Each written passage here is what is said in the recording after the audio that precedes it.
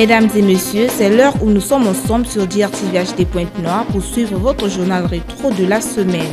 Un sommaire dominé par la prise de commandement du nouveau commandant territorial des forces de police Kwilu Pointe-Noire, remise des jouets et des vivres à la mairie de Ngoyo par Total Énergie EP Congo, clôture de la campagne de vulgarisation du message du chef de l'État à Mvumvu. Enfin, installation du directeur général et de la présidente du CODIR de l'hôpital général de Ngoyo. Bienvenue à tous.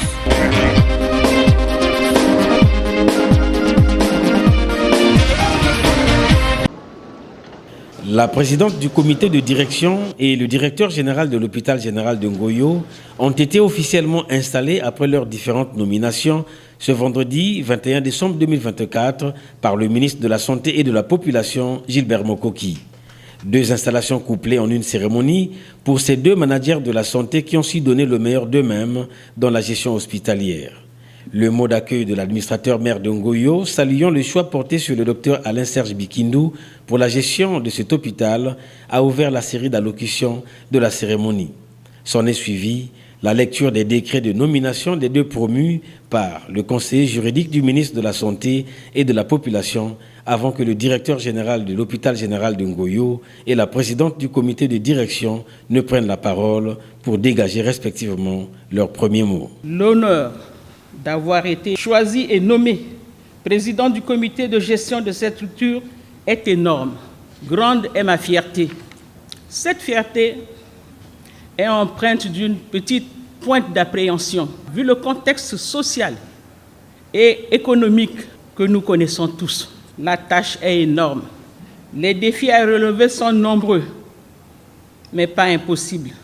Le chemin a été long, et nous y sommes arrivés, avec le concours et l'appui de tous, à donner à l'hôpital général de Ngoyo son âme et son premier directeur général. C'est ici pour moi l'occasion de remercier Monsieur le Président de la République, chef de l'État, son Excellence Denis Sassou Nguesso, pour le choix qu'il a porté à ma modeste personne de conduire la destinée de cet hôpital de 3e niveau et de haute technicité fonctionnelle. Dans son discours d'orientation, le ministre de la Santé et de la Population a insisté sur la bonne gouvernance et l'hygiène hospitalière. Madame Dinga, la République reconnaissante vous rappelle au service, à l'image d'un officier de réserve. Votre matricule refaire votre ancienneté et votre riche expérience. Cette expérience saura éclairer, j'en suis sûr, la direction de l'hôpital de Ngoyo, Monsieur Alain-Serge Bikindou. Hier, chef de projet, aujourd'hui directeur général. La République a reconnu vos talents de manager. Poursuivez donc votre élan dans l'effort pour la meilleure performance. Je prends acte de vos engagements. Il me plaît toutefois d'insister sur deux points.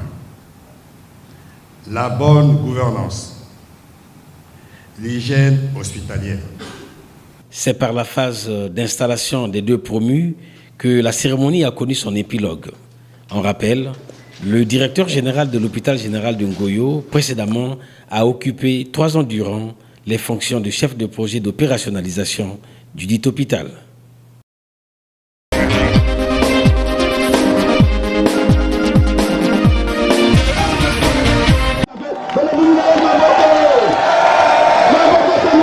Pour éviter que les usurpateurs politiques ne récupèrent toujours les victoires de la jeunesse de Dolisie et les faire valoir auprès du président Denis Sassou Nguesso, les jeunes de Dolisie ont organisé le vendredi 20 décembre 2024 une rencontre citoyenne sur l'esplanade de la Maison des Jeunes de la capitale de l'Orvers. Une mobilisation juvénile assortie d'une déclaration sur le bilan de l'année 2024 en revendiquant leur droit à l'employabilité, à la création des sociétés pour résorber le chômage endémique des jeunes de Dolisie, la suggestion de la construction d'une université publique et l'invite fait au président Denis Sassou Nguesso d'effectuer une visite de travail à Dolisie. De la Maison des Jeunes, le collectif de la déclaration a rendu des civilités au maire de la commune de Dolisie. Une manière pour eux de remettre aux premiers citoyens de la ville la dite déclaration pour la transmettre à qui de droit. Igor Oubot sur le sens de la rencontre citoyenne. Le but de ce matin, c'est que c'était une rencontre citoyenne. Cette rencontre citoyenne des fils et filles de Dolisie, qui, après un état de lieu bien approfondi, a voulu s'exprimer au sujet de leur vie et de leur épanouissement. Parce que Dolisie rencontre certaines réalités. Et nous avons tendu la main auprès des autorités, notamment le Père de la Nation. Et nous, des gens de Dolisie, sollicitons échanger avec notre Père. Et nous avons aussi signifié que nous étions prématurés, que la candidature du chef de l'État soit déclarée à Mukondo, alors qu'il y a encore pratiquement une année, il y a encore des choses à faire. Nous sommes rangés en bataille derrière le chef de l'État, mais il est d'abord probable que certaines questions liées au développement de la vie de Dolisie soient réglées avant de parler candidature. Nous avons beaucoup de soucis. C'est que l'affaire Fondeco n'est pas encore réglée. À Fondeco, il y a eu vol et le procès n'a jamais eu lieu. Il faut qu'une lumière soit faite sur l'affaire de Fondeco. C'est un cadeau que le gouvernement allait nous faire pour nous, jeunesse de Dolisie. Mais aujourd'hui, ce cadeau est allé à l'eau. On l'a perdu. Donc nous sollicitons des autorités que l'affaire du Fondeco soit prise en compte et qu'une lumière soit trouvée à cela. Il y a plusieurs problèmes. Il y a un problème de scanner à l'hôpital de Dolisie. Il y a l'eau de Dolisie n'est pas propre. Nous consommons une eau qui est sale. Nos écoles ne sont pas clôturées. Donc vous comprenez par là qu'il y a tout un problème sur le plan social. Et nous rêvons d'une société à l'image de Sokobois. Sachant que l'année 2024, décrétée année de la jeunesse, reste un processus qui s'étendra jusqu'en 2026, les voix juvéniles se délient pour revendiquer leur droit au travail et à la responsabilité sociale.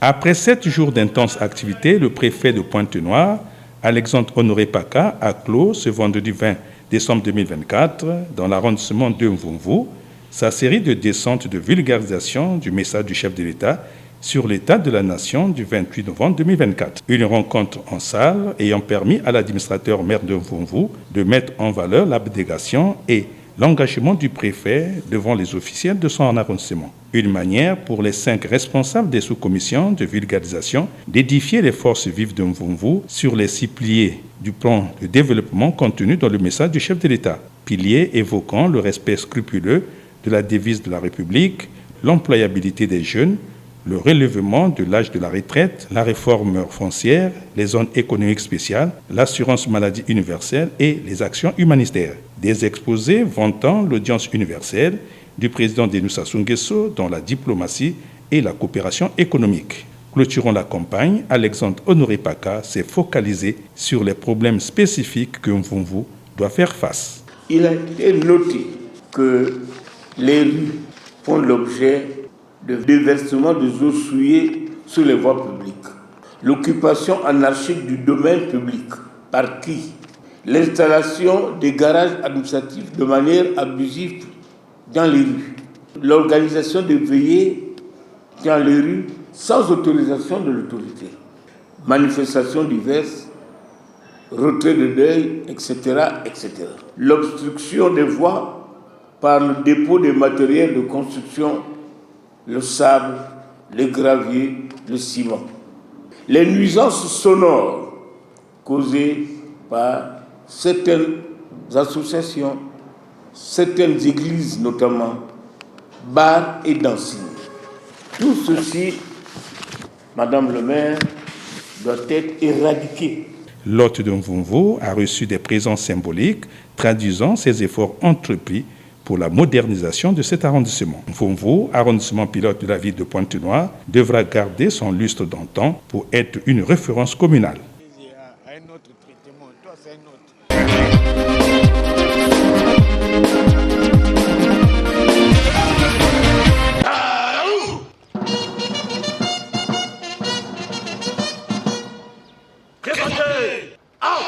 Nommé le 5 décembre 2024 à la tête du commandement territorial des forces de police Kouilou Pointe-Noire, le colonel-major Didas Delphin Yobi a officiellement été installé dans ses fonctions mardi 17 décembre 2024. À l'occasion de la cérémonie de prise de commandement du commandant territorial des forces de police Kouilou-Pointe-Noire, les troupes de la garnison de Pointe-Noire sont rangées. C'était dans une cérémonie patronnée par le général de police de première classe, commandant des forces de police André Fils Obameitou, en présence des autorités politico-administratives et militaires. Après la lecture du décret portant nomination du nouveau commandant territorial des forces de police Kouilou-Pointe-Noire, l'étendard a été mis en place pour la suite du rituel de sa prise de commandement, notamment sa remise au patron de la police par le commandant territorial sortant, puis le transfert de l'étendard au commandant territorial à l'honneur. Officiers, sous-officiers du commandement territorial des forces de police Kouilou-Pointe-Noire, à compter de ce jour, vous reconnaîtrez comme chef le colonel-major Didas Delphin Yobi ici présent. Vous lui obéirez en tout ce qui vous commandera pour l'intérêt du service, l'exécution des règlements, l'observation des droits de la République et pour le succès des forces de police conformément à la Constitution.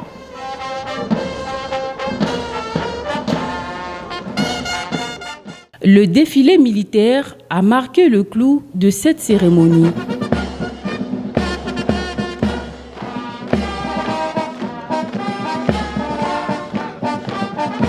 Le colonel-major Didas Delphin Yobi, détenteur d'un Master 2 en sciences politiques des sécurités intérieures, succède au général de police de première classe Jean-Pierre Okiba, actuellement commandant en second des forces de police.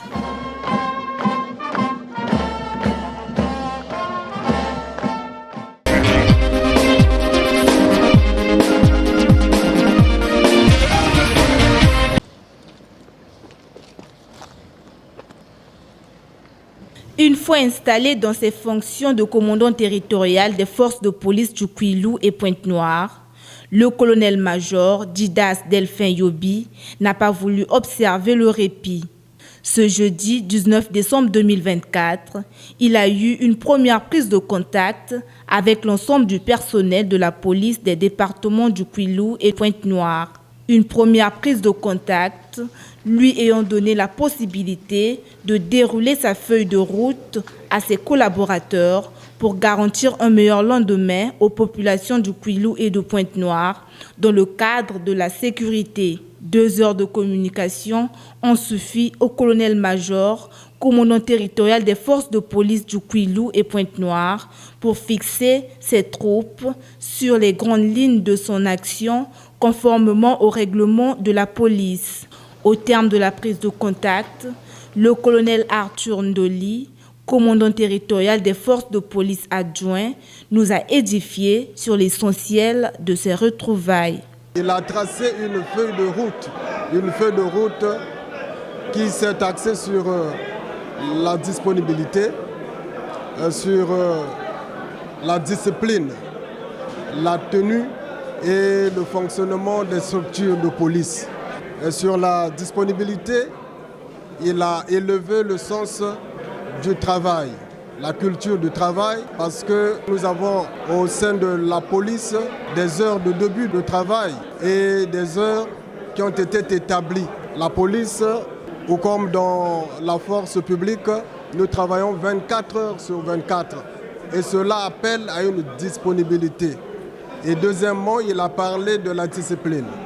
La discipline étant la force principale des armées, un agent de police est tenu d'être discipliné. Il doit se détacher de tout acte d'antivaleur afin de redorer au quotidien l'image des services de police. Et en cela, il a également mentionné le fait qu'un agent de police devrait rassurer par son comportement, rassurer par sa tenue, rassurer par ton intervention. Parce que quand on voit un agent de police, l'on devrait être rassuré de sorte qu'on a vu un protecteur. Un agent de police ne devrait pas agir comme un gang, comme un délinquant, mais il doit agir pour rassurer la population. Il a également parlé du fonctionnement, parce qu'aujourd'hui, nous constatons qu'il y a des antivaleurs qui gangrènent les services de police. Et ce sont ces antivaleurs qui créent la scission entre la police et la population. Le colonel-major Didas Delphin Yobi a longtemps travaillé à Pointe-Noire avant de se rendre à Brazzaville où il a loyalement servi l'État. Revenu à Pointe-Noire, il est reconnu par sa rigueur dans le travail, comme le veut si bien sa hiérarchie.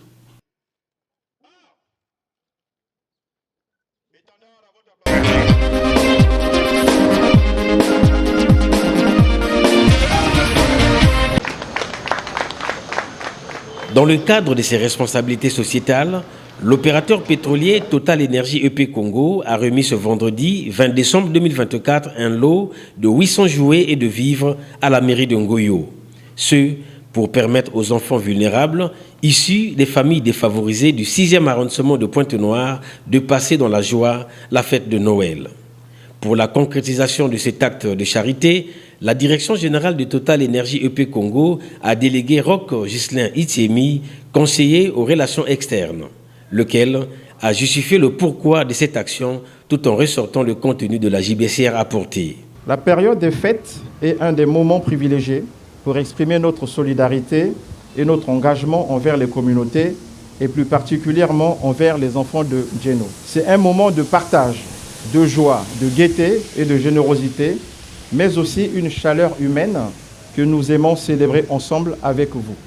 Nous sommes fortement engagés à créer de la valeur et à améliorer les conditions de vie des populations vivant autour de nos installations. Nous avons ainsi le plaisir de vous remettre ce jour un lot de 800 jouets et des vivres comprenant du lait, du sucre, des poissons salés, du riz, de l'huile et des pâtes pour nos enfants. Soulignons que dans le département de Pointe-Noire, Total Énergie EP Congo opère en Djeno dans le 6e arrondissement Ngoyo. Voilà tout le sens du choix porté en Ngoyo. La remise symbolique pour justifier la donation étant faite devant l'ensemble d'invités, Wilfried Genès Pakabantou, administrateur maire de Ngoyo, n'a eu que des mots de remerciement à l'endroit de la société donatrice.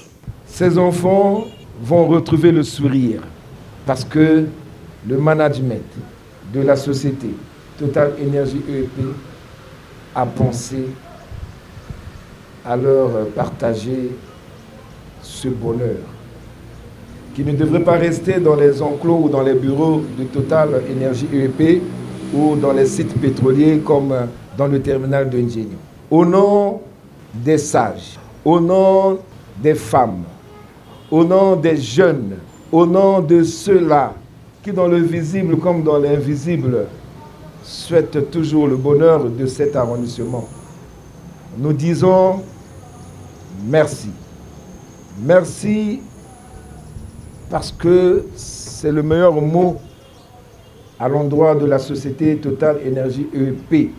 Ces jouets et vivres, destinés aux enfants les plus démunis de la communauté Ngoyo, seront officiellement distribués aux enfants sélectionnés dans les 10 arrondissements de cette circonscription administrative le lundi 23 décembre 2024.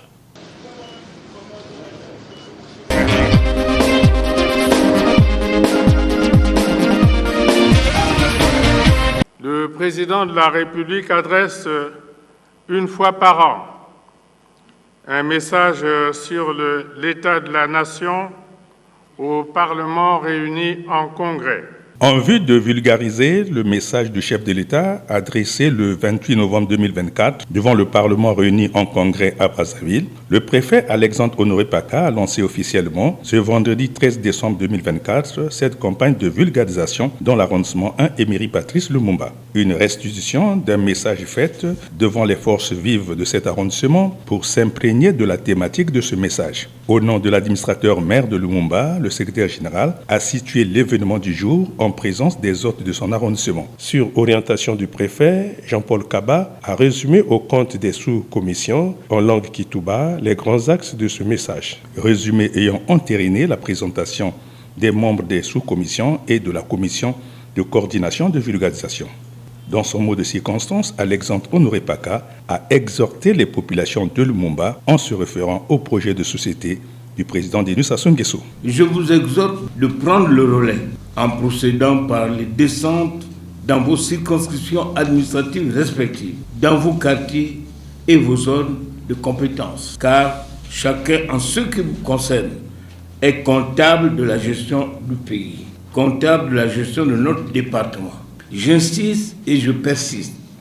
Vous devez veiller à ce que le message du chef de l'État sur l'état de la nation soit intériorisé par l'ensemble de la population. C'est ici et maintenant l'occasion pour vous de prendre votre bâton de pèlerin afin d'effectuer des descentes dans vos quartiers pour que cette feuille de route ait un écho auprès de nos populations. Le président de la République, chef de l'État, son Excellence Denis Sassou Nguesso, dans son projet de société Ensemble, poursuivons la marche, disait, je cite, « Le développement est l'affaire de tous, d'où la nécessité d'approfondir la décentralisation. Notre pays s'est doté d'une abondante législation sur la décentralisation. La Constitution, en son titre 14, consacre la décentralisation avec ses 13 domaines des affaires publiques relevant de la compétence des collectivités locales. » Des prisons d'honneur ont été remis au préfet par le secrétaire général du dit arrondissement pour marquer cette campagne de vulgarisation. Une noble initiative du préfet Alexandre Honoré Paka, commencée dans l'arrondissement 1, qui s'étendra les jours à venir dans d'autres arrondissements de la ville de Pointe-Noire.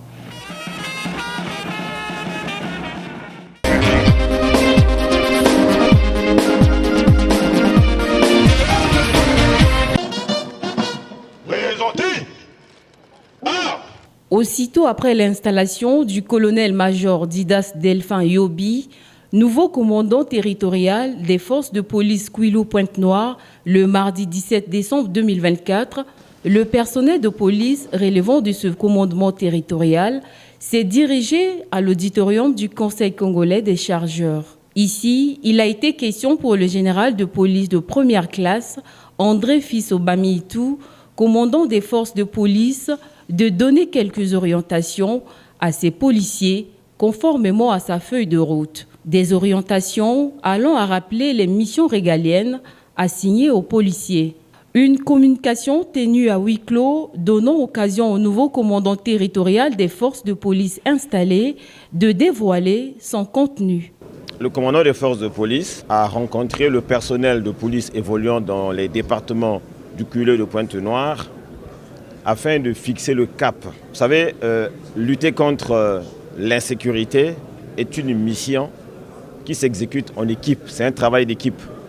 Et pour qu'une équipe fonctionne de façon optimale, il faut que chaque membre joue sa partition. Et pour cela, la connaissance des règles basiques est essentielle. Il faut que chacun connaisse véritablement son rôle afin de pouvoir le jouer convenablement pour un meilleur rendement. Et c'est pour cela qu'il a pris le temps de rappeler aux uns et aux autres les règles de base, notamment la discipline qui s'impose à nous, notamment le respect des règles déontologie, le respect des règles éthiques, le respect des populations, de leurs biens, le respect de l'intégrité physique, le respect des droits humains. Et toutes ces choses, le commandant des forces de police a pris le temps d'insister là-dessus, afin que le policier soit véritablement au service de la population. Parce qu'en fait, le policier il ne travaille pas contre la population, mais il travaille pour la population. Le policier ne trouble pas l'ordre, mais il préserve l'ordre public. À l'orée des festivités de fin d'année et de Nouvel An, des consignes ont été données pour la sécurisation des populations. La sécurisation des populations est une mission régalienne que nous accomplissons au quotidien. C'est vrai que à l'approche de certains événements particuliers, le dispositif peut être réorganisé afin d'être un peu plus efficace sur le terrain. Alors, donc évidemment, les mesures sont prises afin de protéger les populations, préserver l'ordre public, permettre aux populations de fêter dans de très bonnes conditions. Nous sommes conscients des défis sécuritaires à relever justement dans ces périodes. Et ces défis sont multiples, variés et transversaux. Mais nous avons la volonté, nous avons le désir de les relever, de les surmonter. Et à ce propos, nous avons la ferme volonté et nous avons une volonté inébranlable de réussir. Mais ce que nous attendons, c'est l'implication des populations.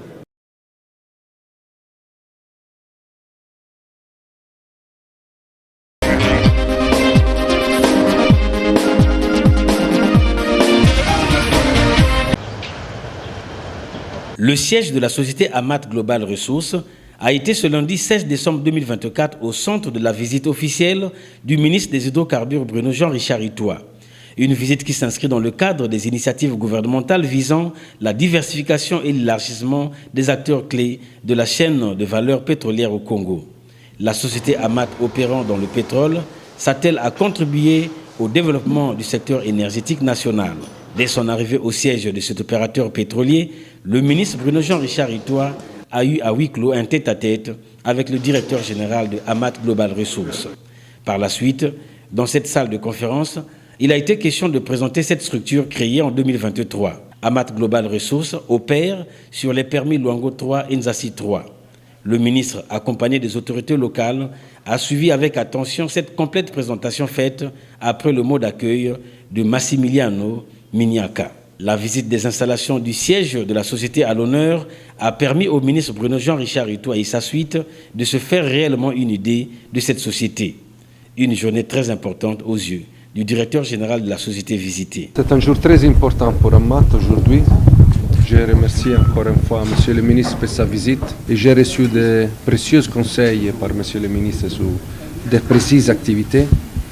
Je suis heureux de ça, je suis heureux pour l'équipe qui a eu la possibilité de parler avec M. le ministre. Je suis sûr que nous sommes dans la route juste parce que le programme de travail a été partagé et a été fait avec les équipes du ministère des Hydrocarbures de la Monde pétrolière.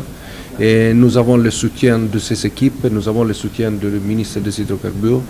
De nos jours, le pétrole et le gaz restent la première ressource nationale. Aujourd'hui, le pétrole et le gaz continuent à représenter la première ressource nationale. C'est celle-là dont nous avons besoin pour développer le pays, pour diversifier l'économie, pour donner corps à l'ambition du président pour le pays. Et donc, dans ce cadre-là, pour nous, il n'y a pas de petit acteur, il n'y a pas de petite production. C'est important que nous puissions nous assurer des conditions dans lesquelles l'opérateur Amat, au nom du groupe contracteur, conduit les opérations et donc, évidemment, les conditions de travail participent à ces clés du succès. Mais c'est aussi l'occasion de rencontrer des hommes et des femmes, de parler directement avec tous, avec les uns et les autres. Le directeur général et moi, nous voyons de temps en temps, mais en général, on n'a pas beaucoup de temps à ce moment-là pour pouvoir discuter, sauf s'il y a une audience chez moi. Donc c'était bon de venir ici, pouvoir échanger dans des conditions différentes, écouter les autres acteurs, les autres cadres de Amat, voir tous ceux qui sont, on peut les appeler ainsi, les héros dans l'ombre. Et il y en a beaucoup. La prochaine étape, ce sera sans doute une visite sur les sites quand l'agenda le permettra. Et donc voilà, je suis très satisfait de voir dans quelles conditions installés, dans quelles conditions ils sont organisés. J'ai été satisfait aussi de voir le point du contenu local. Ce sont beaucoup de Congolais et de Congolaises qui sont en charge de l'essentiel, y compris des postes directoriaux. Et donc c'est un motif de satisfaction pour nous.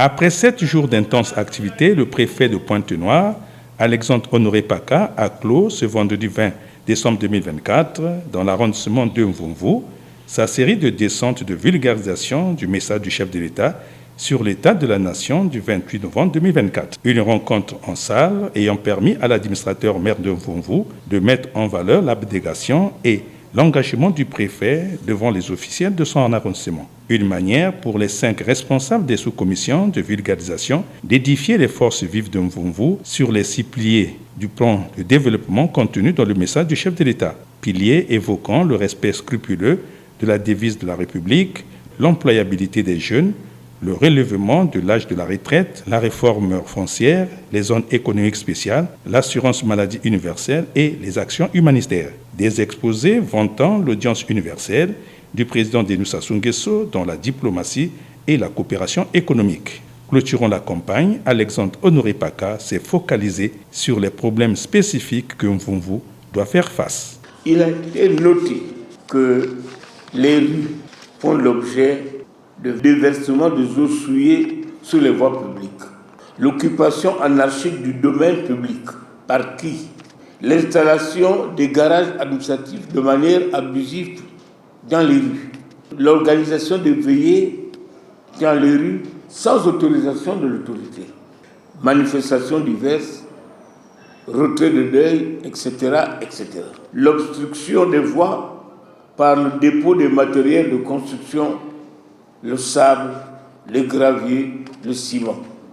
Les nuisances sonores causées par certaines associations, certaines églises notamment, bars et dancing. Tout ceci, Madame le maire, doit être éradiqué. L'hôte de Mvumvu a reçu des présents symboliques traduisant ses efforts entrepris pour la modernisation de cet arrondissement. Mvumvu, arrondissement pilote de la ville de Pointe-Noire, devra garder son lustre d'antan pour être une référence communale.